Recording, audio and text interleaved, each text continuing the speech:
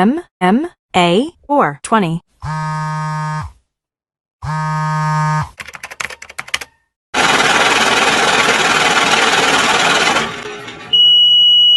McGregor gets knocked out for the first time by Dustin Poirier.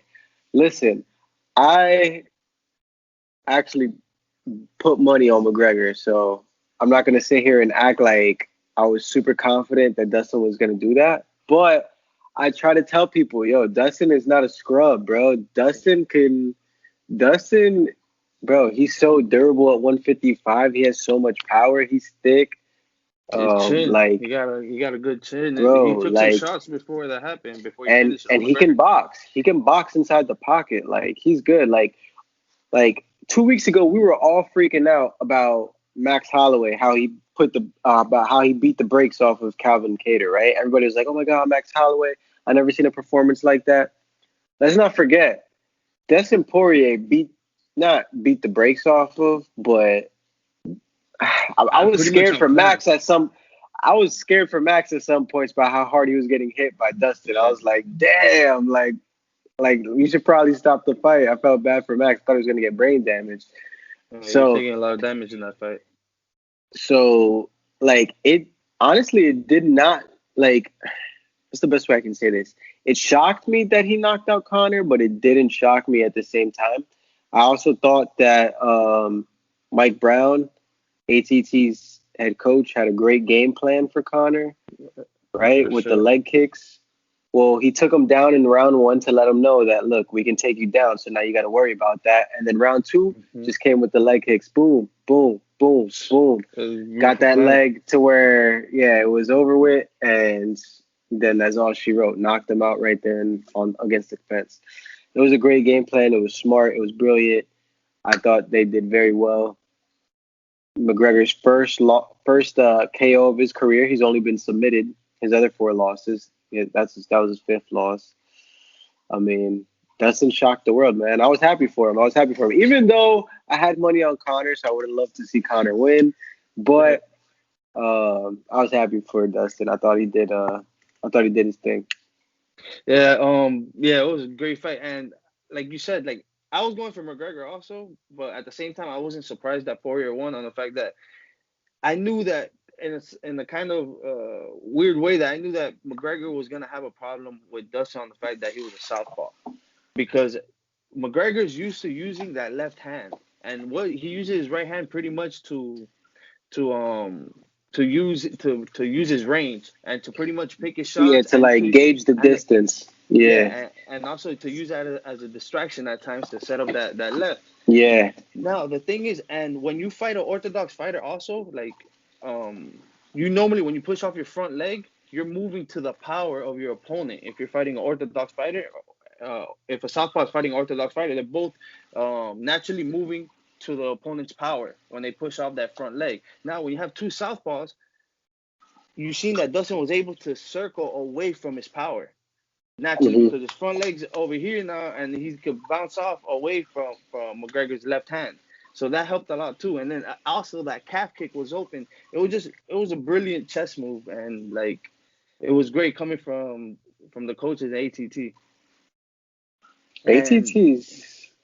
Is that the best gym in the game right now? I would say that's the best gym in the game. The only other no, camp I see competing with them the hard is knocks, hard knocks because they got Usman, they got Gilbert Burns, they got two guys fighting each other right now also for the title. I'll also say Jackson Wink in Albuquerque, where they got Oh John yeah, yeah. Jones, John Jones, Holly Holm. Donald Cerrone. Yeah, they got Diego Sanchez. Uh, they got some dudes out there. But nah, South Florida is definitely where it's at right now. They got the best gyms. Yeah, ATT, you got Hard Knocks. Then you got the Cubans that do their own thing, even though they're part of ATT, like the yeah, Masvidals and the Yoels, and the Hector Lombards. A gym that's coming up that y'all are gonna hear like in MMA. You're gonna hear about this gym soon. Is Goat Shed, which is in the yeah, Wynwood neighborhood of Miami. They got a lot of killers coming out of there. A lot of up and coming guys, and they got a lot of like lightweight guys, like 155 and below. They don't really have too many heavier guys. but that's gonna be a big Mike Perry gym. been training there a couple times, right? Mike Perry trains there. Yeah, Mike Perry trains there. He gets some working with Hector Lombard. I see him like getting beat up by Hector. That's Um, something for people to look into. but nah. Anyways, I thought it was a good fight. Let's talk about the fight before that though. The McGregor and Poirier fight was great, and you know, I disappointed that Conor didn't get that done because I wanted to see the rematch with Khabib. But how about Michael Chandler going out there and starching my boy Dan Hooker, man? Damn it. What happened with that, bro? Dan Hooker just froze. I don't know what happened. Like, gosh, man. Dan Hooker's my He boy. I like Dan Hooker. Chandler just came out and didn't let Hooker set up anything and just pretty much I think Hooker was worried more about the takedown. So when he came low, he was worried about the takedown. That's when he came over with that lead left hook and was able to drop Hooker. And Hooker, if Yeah, you seen his hands were kind of low, I think he was thinking the takedown was coming. So yeah, that's it's so hard to fight them wrestlers because you're always worried about the takedown. Always worried about the and it takedown, man. takes you, yeah, and it takes you out your own strategy, your own game plan, like I don't so. like when these Bellator dudes come to the UFC and knock out a top five dude like that. I don't know why. I don't like it. But nah, good for Chandler. That's what's up. That's what's up. That's what's up. Nah, but That's what's up. there's people that have impressive things like that. Like remember Anderson Silva, he had came from Pride, and his first fight was number one contender Chris Leben, and he mollywalked him, At the and then end he got a title shot right after at the end of the fight on the too, title. hasn't been confirmed, but we all saw Dan Hooker take off his gloves and throw it in the ring. I don't know Yeah, if that was out of frustration or he was really retiring. We all know, when a fighter leaves his gloves in the middle of the ring, that means he retires. But that was interesting too. I mean, he's coming off the loss from Dustin and then gets knocked out. What was it, first round knockout? Yeah, first yeah, round first by round. Michael Chandler. I mean, he's probably super frustrated, but I hope he still fights because I like watching him fight. I like his style.